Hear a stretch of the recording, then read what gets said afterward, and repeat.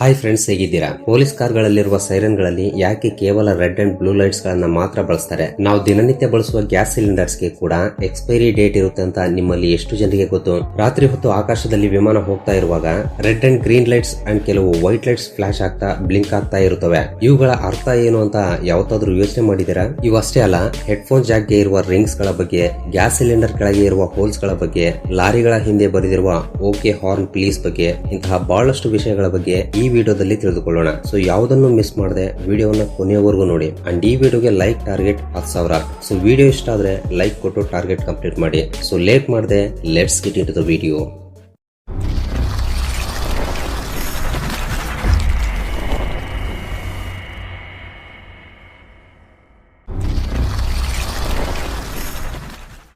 Number 1 friends, ನೀವು police ಕಾರ್ಗಳ ಮೇಲೆ red and blue lights ಗಳನ್ನ ನೋಡಿ ಇರ್ತೀರಲ್ವಾ? ಸೊ ನಿಮಗೆ ಯಾವತ್ತಾದ್ರೂ ಅನ್ಸಿದ್ಯಾ ಯಾಕೆ ರೆಡ್ ಅಂಡ್ ಬ್ಲೂ ಕಲರ್ಸ್ ಗಳನ್ನ ಮಾತ್ರ ಯೂಸ್ ಮಾಡ್ತಾರೆ ಅಂತ?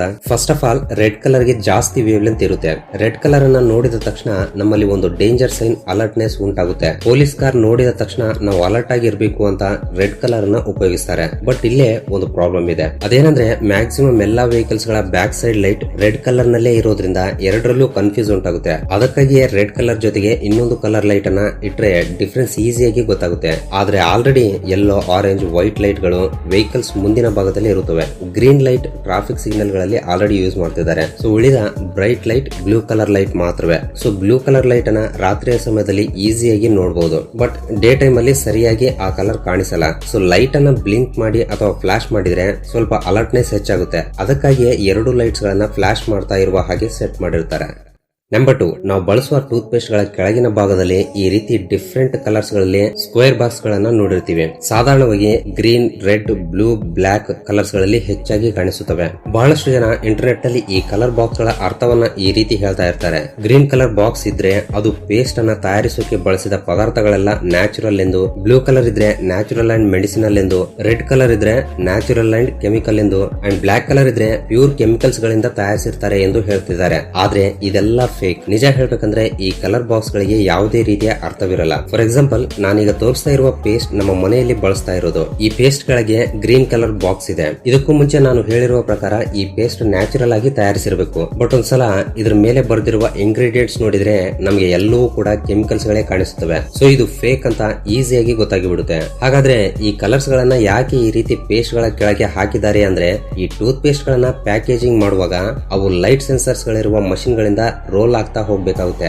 ಆ ಲೈಟ್ ಸೆನ್ಸರ್ಸ್ ಈ ಪೇಸ್ಟ್ ಕೆಳಭಾಗದಲ್ಲಿರುವ ಈ ಕಲರ್ ಬಾಕ್ಸ್ ಗಳನ್ನ ಡಿಟೆಕ್ಟ್ ಮಾಡಿ, ಕಟ್ ಮಾಡಿ, ಫೋಲ್ಡ್ ಮಾಡಿ ಫೈನಲಿ ಸೀಲ್ ಅನ್ನ ಹಾಕಲಾಗುತ್ತೆ. ಡಿಫರೆಂಟ್ ಕಲರ್ಸ್ ಗಳನ್ನ ಡಿಫರೆಂಟ್ ಟೈಪ್ ಆಫ್ ಪ್ಯಾಕೇಜಿಂಗ್ ಗೆ ಮತ್ತು ಡಿಫರೆಂಟ್ ಸೆನ್ಸರ್ಸ್ ಡಿಟೆಕ್ಟ್ ಮಾಡೋಕೆ ಇವುಗಳಿಗೆ ಈ ರೀತಿ ಬಣ್ಣಗಳನ್ನ ಹಚ್ಚಿರ್ತಾರೆ. ಸೊ ಗೊತ್ತಾಯ್ತಲ್ವಾ? ಹಾಗಾದ್ರೆ ನಿಮ್ಮ ಮನೆಯಲ್ಲಿ ಬಳಸುವ ಪೇಸ್ಟ್ ಗೆ ಯಾವ ಕಲರ್ ಇದೆ? ಕಮೆಂಟ್ ಮಾಡಿ, just for fun. Number 3, friends, ನೀವು ಪುಸ್ತಕಗಳಲ್ಲಿ ಅಥವಾ ನೋಟ್ಬುಕ್ ಗಳನ್ನ ಚೆನ್ನಾಗಿ ಅಬ್ಸರ್ವ್ ಮಾಡಿದ್ರೆ ಈ ರೀತಿ ಸೈಡ್ ಅಲ್ಲಿ 1/2 ಇಂಚ್ ಅಥವಾ ಅದಕ್ಕಿಂತ ಜಾಸ್ತಿ ಎಂಟಿ ಸ್ಪೇಸ್ ಇಟ್ಟಿರ್ತಾರೆ. ಯಾಕೆ ಈ ರೀತಿ ಇಟ್ಟಿರ್ತಾರೆ ಅಂತ ಗೊತ್ತಾ? ಈ ರೀತಿ ಖಾಲಿ ಜಾಗ ಇಡೋಕೆ ಒಂದು ಸ್ಟ್ರಾಂಗ್ ರೀಸನ್ ಇದೆ. ಹಳೆಯ ಕಾಲದಲ್ಲಿ ಪುಸ್ತಕಗಳನ್ನ ಸ್ಟೋರ್ ಮಾಡುವಾಗ ಇಲಿಗಳ ಕಾಟ ಜಾಸ್ತಿಯಾಗಿರ್ತಾ ಇತ್ತು. ಮಾಮೂಲಿಯಾಗಿ ಇಲಿಗಳು ಪೂರ್ತಿ ಪುಸ್ತಕವನ್ನ ತಿನ್ನಲ್ಲ, ಕೇವಲ ಅವುಗಳ ಎಡ್ಜಸ್ ಗಳಲ್ಲಿ ಮಾತ್ರ ಈ ರೀತಿ ತಿನ್ನುತ್ತವೆ. ಸೊ ಒಂದು ವೇಳೆ ಈ ರೀತಿ ಎಂಟಿ ಸ್ಪೇಸ್ ಕೊಡದೆ ಪೂರ್ತಿಯಾಗಿ ಅಕ್ಷರಗಳನ್ನ ಪ್ರಿಂಟ್ ಮಾಡಿದ್ರೆ ಅಥವಾ ಬರೆದ್ರೆ ಆ ವ್ಯಾಲ್ಯೂಯಬಲ್ ಇನ್ಫಾರ್ಮೇಶನ್ ಇಲಿಗಳ ಕಾಟದಿಂದ ಕಳೆದುಕೊಳ್ಳಬೇಕಾಗುತ್ತೆ. ಅದಕ್ಕಾಗಿಯೇ ಆಗಿನಿಂದಲೂ ಈ ರೀತಿ ಮಾರ್ಜಿನ್ ಇಡೋದು ಅಥವಾ ಎಂಟಿ ಸ್ಪೇಸ್ ಗಳನ್ನ ಇಡ್ತಾ ಇದ್ದಾರೆ.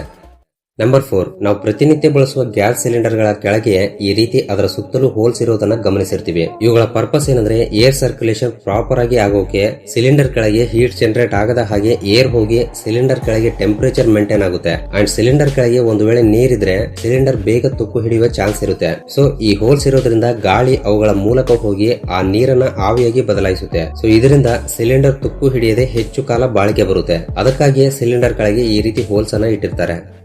ನಂಬರ್ 5, ಫ್ರೆಂಡ್ಸ್, ಗ್ಯಾಸ್ ಸಿಲಿಂಡರ್ ತೆಗೆದುಕೊಂಡಾಗ ಎಲ್ಲರೂ ಕೂಡ ಸೀಲ್ ಸರಿಯಾಗಿ ಇದೆಯಾ ಇಲ್ವಾ, ಸಿಲಿಂಡರ್ ಭಾರವಾಗಿ ಇದೆಯಾ ಇಲ್ವಾ ಅಂತ ಮಾತ್ರ ಚೆಕ್ ಮಾಡ್ತಾರೆ. ಆದ್ರೆ ಮೋಸ್ಟ್ ಇಂಪಾರ್ಟೆಂಟ್ ಆದ ಸಿಲಿಂಡರ್ ನ ಟೆಸ್ಟಿಂಗ್ ಡ್ಯೂ ಡೇಟ್ ಅನ್ನ ನಿಮ್ಮಲ್ಲಿ ಎಷ್ಟು ಜನ ಚೆಕ್ ಮಾಡಿದೀರಾ? ಸಿಲಿಂಡರ್ ಗೆ ಕೂಡ ಟೆಸ್ಟಿಂಗ್ ಡ್ಯೂ ಡೇಟ್ ಇರುತ್ತಾ ಅಂತ ನಿಮ್ಮಲ್ಲಿ ಡೌಟ್ ಬಂದಿರಬಹುದು. ಎಸ್, ಸಿಲಿಂಡರ್ ಗೆ ಡ್ಯೂ ಡೇಟ್ ಎಂಬುದು ಇರುತ್ತೆ. ಆದ್ರೆ ಎಕ್ಸ್ಪೈರಿ ಡೇಟ್ ಗೆ ಡ್ಯೂ ಡೇಟ್ ಗೆ ಸ್ವಲ್ಪ ಡಿಫರೆನ್ಸ್ ಇರುತ್ತೆ. ಎಕ್ಸ್ಪೈರಿ ಡೇಟ್ ಅಂದ್ರೆ ಆ ಡೇಟ್ ನಂತರ ಅದು ಕೆಲಸ ಮಾಡಲ್ಲ ಅಂತ ಅರ್ಥ. ಅದೇ ಟೆಸ್ಟಿಂಗ್ ಡ್ಯೂ ಡೇಟ್ ಅಂದ್ರೆ ಆ ಡೇಟ್ ಗೆ ತಪ್ಪದೆ ಟೆಸ್ಟಿಂಗ್ ಗೆ ಕಳಿಸಬೇಕು ಅಂತ ಅರ್ಥ.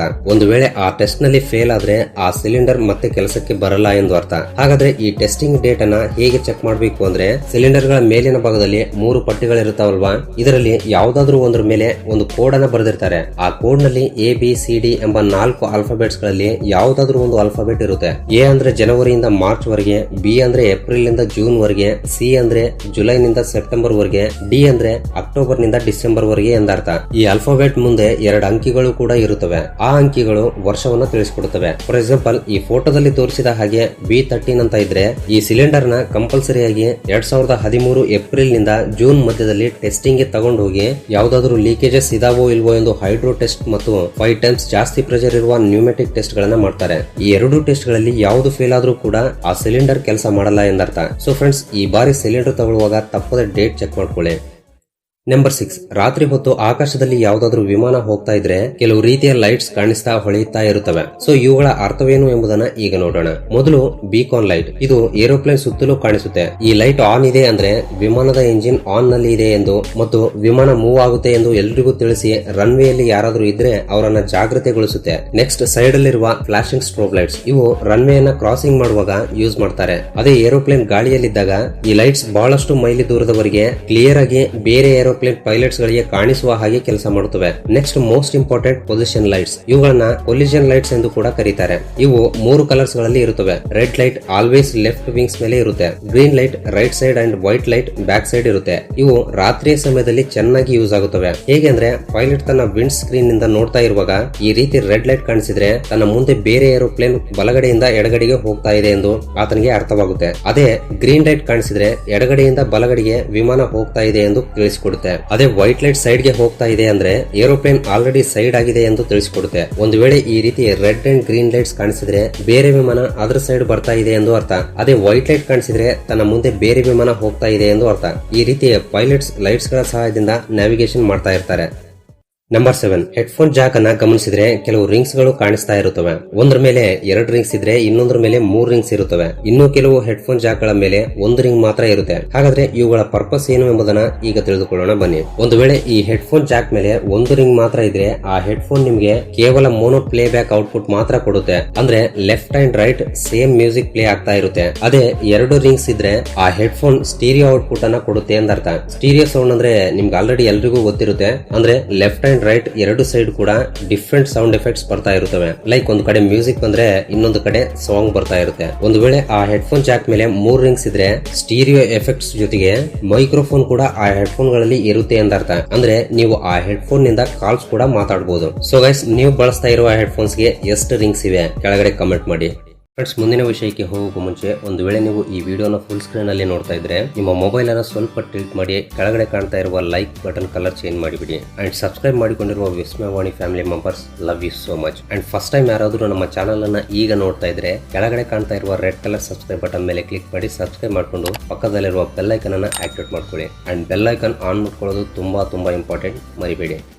ನಂಬರ್ 8, ಫ್ರೆಂಡ್ಸ್, ನೀವು ಲಾರಿ ಮತ್ತು ಟ್ರಕ್ಸ್ ಗಳ ಹಿಂದೆ ಬಹಳಷ್ಟು ವರ್ಡ್ಸ್ ಗಳನ್ನ ಬರೆದಿರೋದನ್ನ ನೋಡಿರ್ತೀರಾ. ಆದ್ರೆ ಹೆಚ್ಚಾಗಿ ಈ ವೆಹಿಕಲ್ಸ್ ಗಳ ಮೇಲೆ ಕಾಮನ್ ಆಗಿ ಕಾಣಿಸೋದು ಹಾರ್ನ್ ಓಕೆ ಪ್ಲೀಸ್ ಎಂಬ ಸೆಂಟೆನ್ಸ್. ಹಾರ್ನ್ ಪ್ಲೀಸ್ ಅಂದ್ರೆ ನಮ್ಗೆಲ್ಲ ಗೊತ್ತು. ಆದ್ರೆ ಈ ಓಕೆ ಅನ್ನೋದಕ್ಕೆ ಅರ್ಥ ಏನು ಹೇಳ್ಬೇಕಂದ್ರೆ, ಈ ಓಕೆ ಎಂಬ ಪದದ ಹಿಂದೆ ಬಹಳಷ್ಟು ಸ್ಟೋರೀಸ್ ಇವೆ. ಅದರಲ್ಲಿ ಮೋಸ್ಟ್ ಅಕ್ಸೆಪ್ಟೆಡ್ ಸ್ಟೋರಿ ಏನಂದ್ರೆ, ಪ್ರೆಸೆಂಟ್ ನಾವು ಪೆಟ್ರೋಲ್ ಅಂಡ್ ಡೀಸೆಲ್ ಅನ್ನ ಫ್ಯೂಯಲ್ ಆಗಿ ಬಳಸ್ತಾ ಇದೀವಿ. ಆದ್ರೆ 2ನೇ ಪ್ರಪಂಚ ಯುದ್ಧದ ಸಮಯದಲ್ಲಿ ಟ್ರಕ್ಸ್ ಗಳಲ್ಲಿ ಕೆರೋಸಿನ್ ಅನ್ನ ಬಳಸ್ತಾ ಇದ್ರು. ಈ ಓಕೆ ಅನ್ನೋದ್ರ ಮೀನಿಂಗ್ ಅದೇ, ಆನ್ ಕೆರೋಸಿನ್ ಎಂದರ್ಥ.